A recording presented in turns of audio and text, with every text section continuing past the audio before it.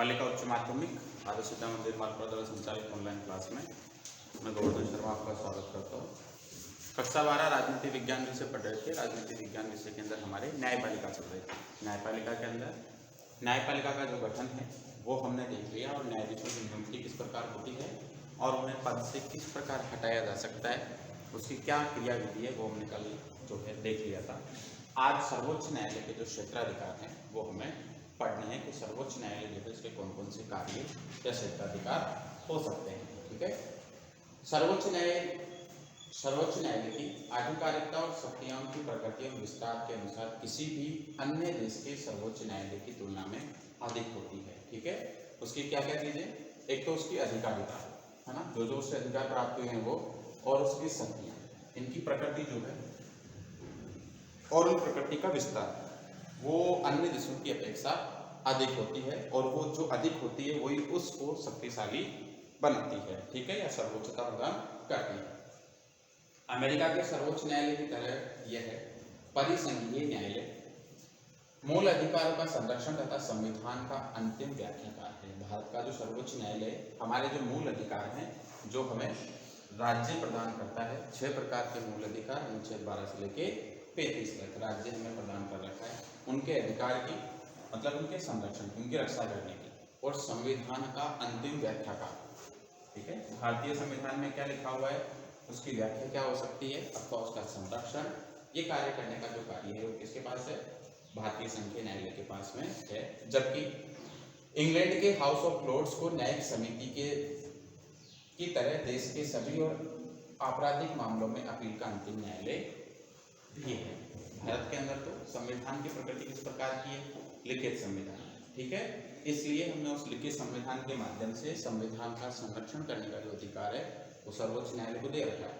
लेकिन ब्रिटेन जो ऐसा देश है जहाँ का संविधान अलिखित है, ठीक है, वहाँ की जो लोक नीतियाँ या परंपराएं हैं उसके आधार पर ही जो है उस राष्ट्र का संचालन होता है। तो वहाँ अलिखित संविधान है। अलिखित संविधान होने के साथ अगर किसी व्यक्ति के साथ जो अधिकार है या उसे कर्तव्य मिले उनका उल्लंघन होता है तो उनकी रक्षा करने का अधिकार या उसकी सुनवाई करने का या उसे जो है अपील करने का जो अधिकार है वो कहाँ है, हाउस ऑफ लॉर्ड जो है वहाँ का उच्च सदन जो है हाउस ऑफ कॉमन और हाउस ऑफ लॉर्ड्स। जिस प्रकार हमारे यहाँ पे लोकसभा और राज्यसभा है उसी प्रकार वहाँ पे हाउस ऑफ कॉमन और हाउस ऑफ लॉर्ड्स है। वहाँ का जो उच्च सदन है वो हाउस ऑफ लॉर्ड्स है और वही जो है एक प्रकार से न्यायपालिका का कार्य करता है। ठीक है, और अमेरिका और भारत के अंदर न्यायपालिका जो है क्योंकि न्याय संविधान जो लिखित है इसलिए न्यायालय से संबंधित जितने भी कार्य हैं किसके द्वारा किए जाते हैं, न्यायपालिका के द्वारा किए जाते हैं।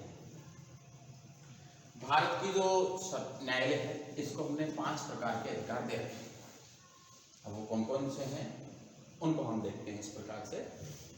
सर्वोच्च न्यायालय के क्षेत्राधिकार और शक्तियों को निम्न रूप में वर्गीकृत किया जा सकता है। ठीक है, पहला जो है वो है मौलिक अथवा आरंभिक क्षेत्राधिकार। ठीक है, सिर्फ प्रारंभिक क्षेत्राधिकार भी बोल सकते हैं, मौलिक या मूल अधिकार भी बोल सकते हैं इसको। दूसरा जो है वो है अपीलीय क्षेत्राधिकार, अपील करने के संदर्भ में। तीसरा है रिट अधिकारिता, जिसके अंदर 5 प्रकार की रिट जो है वो न्यायालय के द्वारा जारी की जा सकती है। और चौथा है वो है परामर्शी सलाहकारी अधिकारिता। जिस प्रकार से राष्ट्रपति किसी प्रकार की सलाह मांग रहा है तो सर्वोच्च न्यायालय के न्यायाधीश को देनी पड़ती है, उसी प्रकार से परामर्श देना पड़ता है।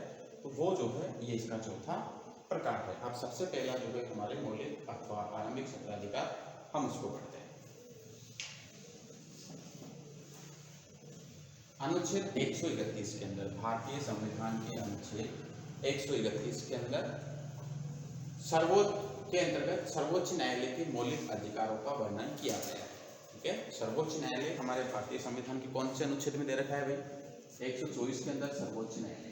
ठीक है, सर्वोच्च न्यायालय का गठन जो है वो भारतीय संविधान के 124 अनुच्छेद के अंदर दे रखा है। और अनुच्छेद 131 जो है वो इसको क्षेत्राधिकार देता है और उस क्षेत्राधिकार में भी इसके अंदर कौन से मौलिक क्षेत्राधिकार का वर्णन है। ये मौलिक क्षेत्राधिकार ऐसे विवाद से संबंधित है जिसमें विधि का या तथ्य का कोई प्रश्न अंतर्निहित हो। विधि का मतलब कानून का, और कानून क्या है हमारा, संविधान है ना। कानून का उल्लंघन बराबर संविधान का उल्लंघन। अगर कोई संविधान का उल्लंघन कर रहा है तो उसको उल्लंघन करने के रूप में उसको दंड देने का अधिकार किसके पास है, न्यायालय के पास है। तो उसी प्रकार से इसके अंदर विधि का या तथ्य का कोई भी तथ्य जो है उसका प्रश्न अंतर्निहित है। अगर किसी प्रकार का कोई प्रश्न आता है तो वो इसी के अंदर जो है छिपा हुआ है, उसका आंसर जो है यहीं से मिलेगा।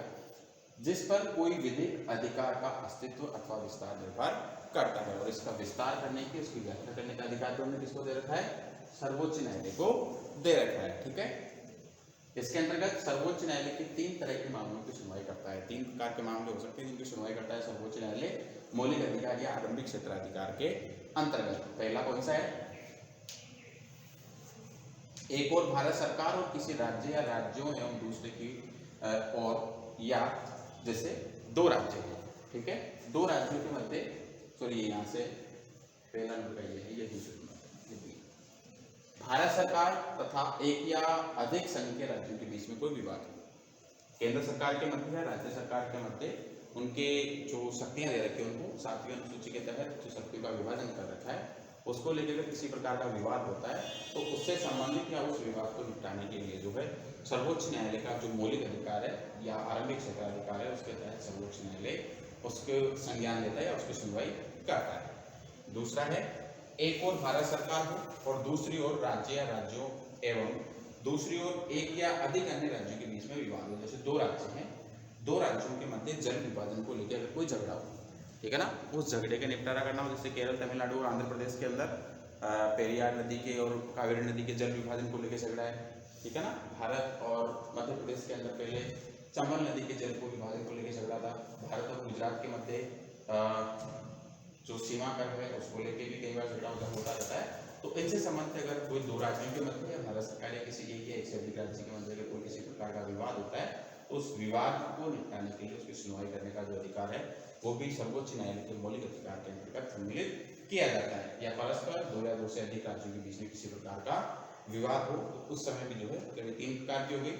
एक तरफ तो भारत सरकार से किसी राज्य का झगड़ा हो, एक तरफ भारत सरकार का या 2 या 2 से अधिक राज्यों में झगड़ा हो, या एक तरफ 2 अधिक राज्यों के अंदर आपस में ही संघर्ष की स्थिति हो। इन तीनों स्थितियों के अंदर सुनवाई करने का अधिकार जो है प्रारंभिक क्षेत्राधिकार के तहत सर्वोच्च न्यायालय को दिए गए हैं।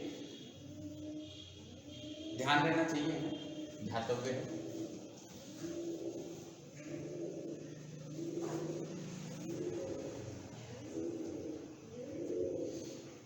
वैसे विवाद जो पूर्ववर्ती भारतीय रियासतों के साथ हुई संधियों से या किसी ऐसी रियासत द्वारा स्थानांतरित संधि से उत्पन्न हुए हो जो सर्वोच्च न्यायालय के मौलिक अधिकारिता अथवा क्षेत्राधिकार के अंतर्गत शामिल किए जाते हैं। जब भारत का एकीकरण हुआ 1956 के अंदर भारत का एकीकरण संपन्न होता है 1 नवंबर 1956 को, ठीक है। राजस्थान भी इसी के साथ, राजस्थान का एकीकरण भी इसी के साथ होता है, ठीक है। तो इस समय तक अगर किसी रियासत के मध्य कोई संघर्ष की स्थिति रही हो या हमने पहले से कोई संधि समझौते किए हुए हो तो ऐसे संबंध में जो है सुनवाई करने का जो क्षेत्राधिकार है वो भी मौलिक अधिकार के अंतर्गत सम्मिलित नहीं किया जाएगा, ठीक है ना। क्योंकि हम स्वतंत्रता की बात कर रहे हैं, उससे पहले अगर कोई विवाद होगा तो वो इसके अंदर सम्मिलित नहीं होगा। ये कुछ जो है इसकी सीमाएं दे रखी है कि ये चीजें इसके अंदर सम्मिलित नहीं होगी। संविधान के कुछ अन्य अनुच्छेदों में वर्णित विषयों जैसे अनुच्छेद 262 के अंतर्गत अंतर्राज्यीय जल आयोग संधि संबंधी जो मामले हैं अनुच्छेद 131 के तहत सर्वोच्च न्यायालय के जो अधिकार है वो भी इसके अंदर सम्मिलित नहीं होंगे। अब आते हैं अपीलीय क्षेत्राधिकार। अगर हम किसी विवाद के समय में अपील कर सकते हैं और इस अपीलीय क्षेत्राधिकार के अंदर ही जो है हम जो फौजदारी दीवानी मामले पढ़ते हैं वो भी इसी के अंदर सम्मिलित होते हैं। सर्वोच्च न्यायालय अपील का अंतिम न्यायालय है तथा उससे उच्च न्यायालयों के निर्णयों के विरुद्ध सुनने का अधिकार प्राप्त है। हमने कल सर्वोच्च न्यायालय जो न्यायपालिका है हमारी उसकी संरचना देखी थी ना, 3 भाग हमने उसके बांटे थे, सुप्रीम कोर्ट, हाई कोर्ट और डिस्ट्रिक्ट कोर्ट, ठीक है ना। जिला न्यायालय, उच्च न्यायालय और सर्वोच्च न्यायालय। जिला न्यायालय से असंतुष्ट व्यक्ति कहाँ जा सकता है? उच्च न्यायालय में, है ना। और उच्च न्यायालय से असंतुष्ट व्यक्ति सर्वोच्च न्यायालय, ठीक है। राष्ट्र की सुरक्षा से संबंधित हो या आपके मौलिक अधिकार से संबंधित हो आप सीधे उच्च न्यायालय सर्वोच्च न्यायालय के अंदर वाद दायर कर सकते हैं, और आपके मौलिक अधिकार से संबंधित विषय है तो आप उच्च न्यायालय और सर्वोच्च न्यायालय दोनों में कहीं भी जो है वाद दायर कर सकते हैं, ठीक है। यहाँ से असंतुष्ट आदमी उच्च न्यायालय में जा सकता है, उच्च न्यायालय से सर्वोच्च न्यायालय में, लेकिन सर्वोच्च न्यायालय से असंतुष्ट आदमी कहीं नहीं जा सकता। सर्वोच्च न्यायालय का जो फैसला है वो अंतिम फैसला होगा, है ना। ध्यान में रहना चाहिए कि कई बार हम देखते हैं कि सर्वोच्च न्यायालय ने फैसला दिया, उसके बाद भी व्यक्ति जो है राष्ट्रपति के पास गया है ना, कई बार हमें सुनने को आता है। और राष्ट्रपति के पास जाने के बाद केवल राष्ट्रपति को एक उसके जो अधिकार है उसके अंदर एक अधिकार प्राप्त है समाधान की शक्ति का। कौन सा?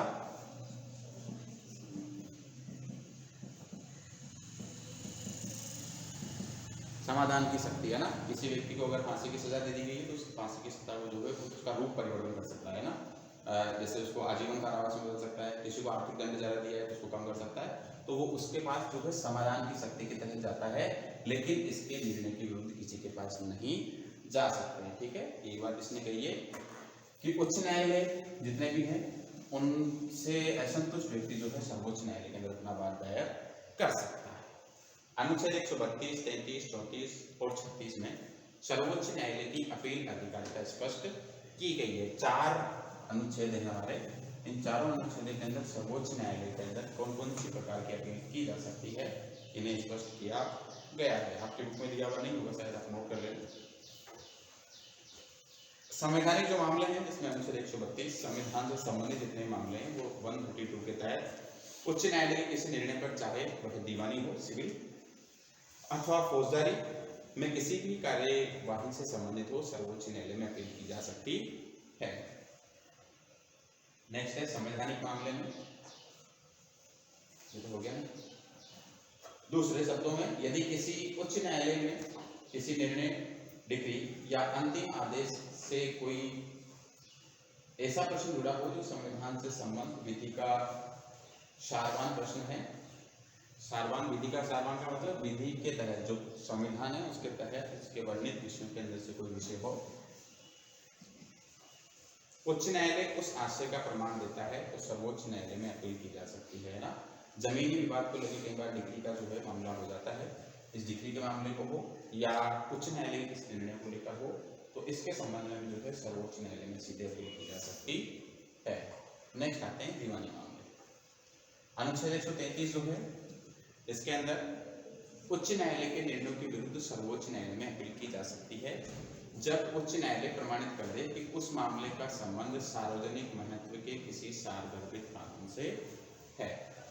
इस मामले का निर्णय जो है सर्वोच्च न्यायालय में ही होना आवश्यक है।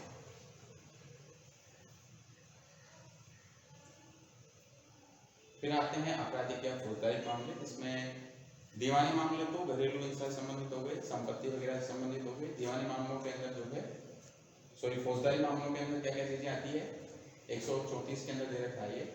उच्च न्यायालय के निर्णय के विरुद्ध सर्वोच्च न्यायालय में की जाने वाली अपील है, किन माध्यमों में की जा सकती है, कौन सी परिस्थितियों में की जा सकती है। किसी अपराध की अधीनस्थ न्यायालय ने छोड़ दिया होता तथा अपील में उच्च न्यायालय में उसे मृत्युदंड दिया गया होता ना। छोटे जो न्यायालय हैं, जिला न्यायालय जो है, उनके द्वारा तो उस व्यक्ति को जो है निर्दोष घोषित कर दिया गया हो और उसे छोड़ दिया गया हो। वहीं दूसरा पक्ष, जैसे 2 पक्ष होते हैं, एक होता है वादी और एक होता है प्रतिवादी। जिसने केस किया वो वादी और जिसके विरुद्ध किया गया वो क्या है, प्रतिवादी है। ठीक है, अगर यहाँ मान लीजिए कि एक व्यक्ति जो है जिसे किसी बात के लिए सजा दी जानी चाहिए थी लेकिन उसे मुक्त कर दिया है ना, या सजा नहीं दी जानी चाहिए थी और जो न्यायाधीश उसको लगा कि व्यक्ति जो है निर्दोष है, उससे उसने क्या कर दिया, छोड़ दिया। लेकिन जो दूसरा पक्ष था वो असंतुष्ट था और उस बात को जो है जिला न्यायालय से अधीनस्थ न्यायालय से कहाँ ले जाता है, उच्च न्यायालय में ले जाता है ना। अधीनस्थ न्यायालय ने उसे क्या कर दिया, माफ कर दिया, मान के चलिए निर्दोष घोषित हो गया वो, और उच्च न्यायालय के अंदर उसे किसी प्रकार का दोष दे दिया जाता है या मृत्युदंड दे दिया जाता है, तो ऐसे संदर्भ में भी जो है उच्च न्यायालय का वो वाद जो है वो कहा जाएगा, सर्वोच्च न्यायालय में जाएगा ही जाएगा, ऐसी अनिवार्यता है। और ये कौन से के तहत, 134 के तहत है, फौजदारी मामलों। किसी मामले को उच्च न्यायालय ने अधीनस्थ न्यायालय से हटाकर अपने पास स्थानांतरित कर लिया हो तथा अपराधी को मृत्युदंड दे दिया हो। अधीनस्थ न्यायालय, कोई जिला न्यायालय के अंदर इसकी सुनवाई चल रही है या अन्य जो तहसील स्तर के जो हमारे न्यायालय हैं उसमें किसी प्रकार की सुनवाई चल रही है और सुनवाई चलते हुए जो है सर्वोच्च न्यायालय चाहे कि सुनवाई जो है अधीनस्थ न्यायालय के पास नहीं होगी, मेरे पास होनी चाहिए। जैसे कब हमने पढ़ा था इसका संगठन कि कोई भी उच्च न्यायालय जो है वो अपने अधीनस्थ न्यायालय में चल रहे वाद को अपने पास मंगवा सकता है और उसी प्रकार अधीनस्थ न्यायालय में चल रहे मामले को सर्वोच्च न्यायालय भी जो है अपने पास ले सकता है उसकी सुनवाई के लिए। तो यहाँ चल रहे मामले को अगर सीधा ही स्थानांतरित कौन कर ले, उच्च न्यायालय कर ले, है ना, किसी अधीनस्थ न्यायालय चल रहा है और उच्च न्यायालय उसको सुनवाई करके और सीधा उसको मृत्युदंड दे दे। ठीक है, तो ऐसी परिस्थिति के अंदर भी जो है 134 अनुच्छेद के तहत सर्वोच्च न्यायालय के अंदर जो है वाद दायर किया जा सकता है। उच्च न्यायालय द्वारा प्रमाणित कर दिया जाए कि मामला सर्वोच्च न्यायालय में सुनने योग्य है। कोई मामला है जिसका समाधान जो है उच्च न्यायालय ने कर दिया, लेकिन दोनों पक्ष अगर उससे असंतुष्ट होते हैं या उच्च न्यायालय ऐसा मान ले कि ये जो मामला है हमारा नहीं, ये सर्वोच्च न्यायालय के सुनने योग्य है, तो ऐसी परिस्थिति के अंदर भी जो है सीधा सर्वोच्च न्यायालय के अंदर वाद दायर किया जा सकता है अनुच्छेद 134 के तहत। फिर कुछ विशेष मामले हैं, इन विशेष मामलों के अंदर भी जो है सर्वोच्च न्यायालय में सीधी इसकी सुनवाई हो सकती है, और वो मामले कौन कौन से हैं हम एक बार उनको देख लेते हैं। अनुच्छेद 136 के अंतर्गत उच्चतम न्यायालय को, उच्चतम न्यायालय मतलब सर्वोच्च न्यायालय को उपरोक्त मामले के अलावा कुछ अन्य मामलों में भी हस्तक्षेप करने हेतु अविशिष्ट शक्तियां प्राप्त है। जो हम पढ़ चुके 131, 32, 33 के अलावा भी कुछ ऐसे मामले हैं जिनके तहत वो जो है उसे अविशिष्ट शक्तियां प्रदान की गई है, ठीक है, और उनके तहत वो जो है हस्तक्षेप कर सकता है। वो अविशिष्ट शक्तियां कौन कौन सी है?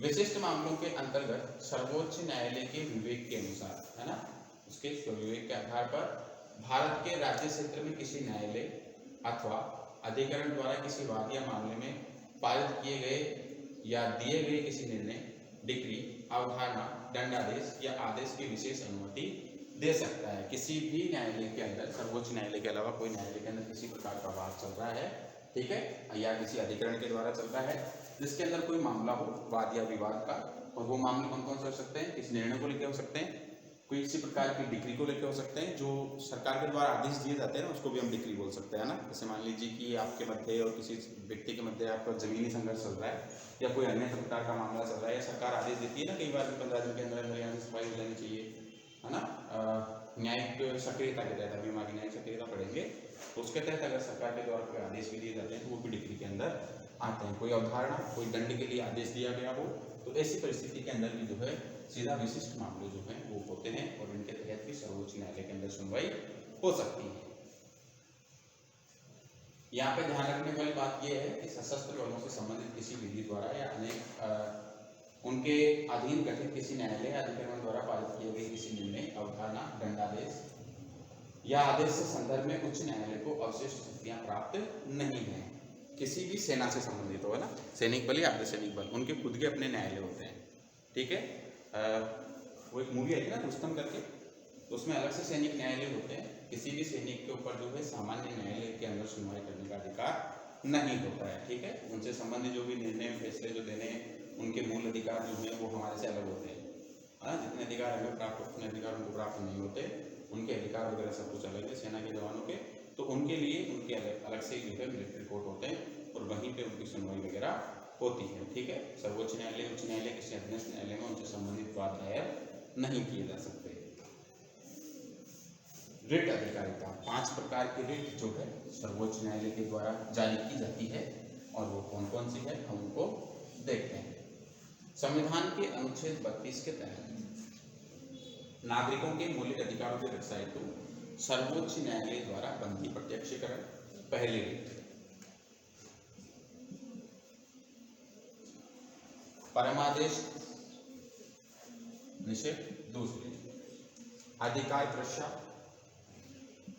3, उत्प्रेषण 4, एक यहाँ रही,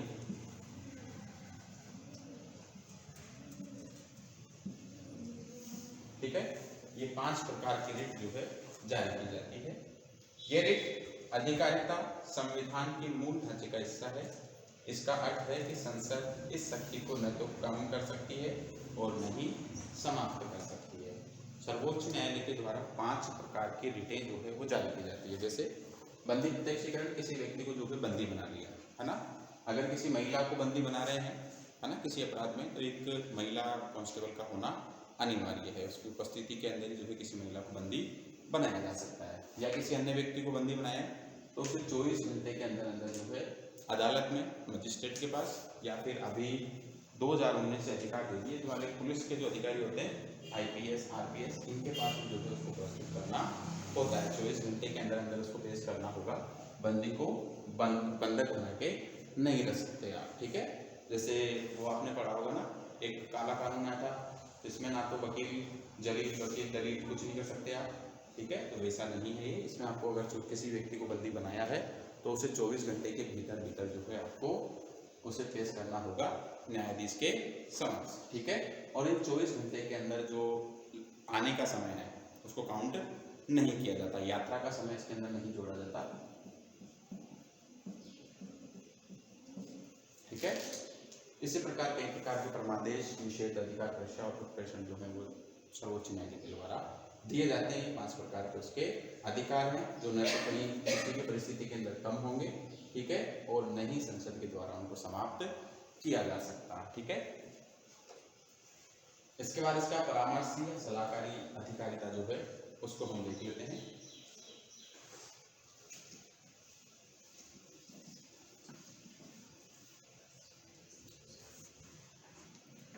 भारतीय संविधान के अनुच्छेद 143 के तहत जब कभी राष्ट्रपति को ऐसा लगता है कि विधि या तथ्य से संबंधित कोई ऐसा प्रश्न उठा है अथवा उठने की संभावना है जो सार्वजनिक महत्व का है अथवा इसकी प्रकृति ऐसी है कि वह सर्वोच्च न्यायालय का परामर्श लेना उचित होगा, तो राष्ट्रपति उस प्रश्न को सर्वोच्च न्यायालय के सम्मुख परामर्श हेतु भेज सकता है।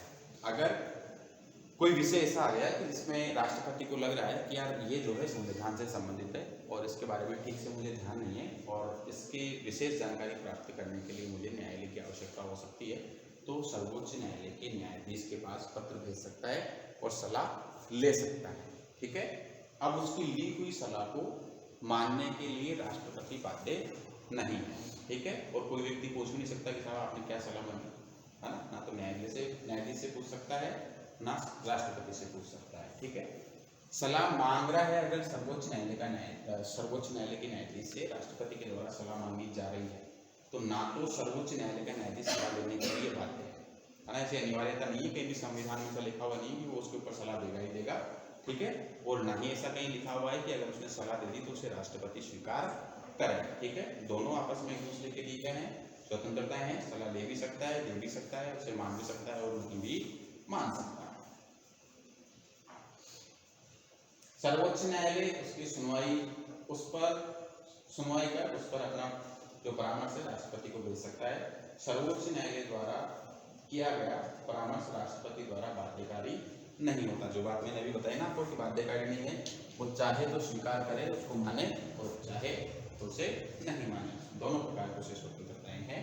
सर्वोच्च न्यायालय को अधिकार प्राप्त किया यदि अनुच्छेद 143 के अंतर्गत पूछा गया प्रश्न व्यर्थ है या अनावश्यक है तो वो उत्तर दे से मना भी कर सकता है। दोनों बात मैंने आपको बता दी कि वो राष्ट्रपति चाहे उसे स्वीकार भी कर सकता है, मान भी सकता है, और ना ही सर्वोच्च न्यायालय से आवश्यक समझे, उसको आवश्यक नहीं लगे कि इसका आंसर नहीं देना चाहिए, फालतू का प्रश्न है, फालतू टाइम की खोटी होगी, तो वो जरूरी नहीं कि उसका जो है आंसर देगी सही।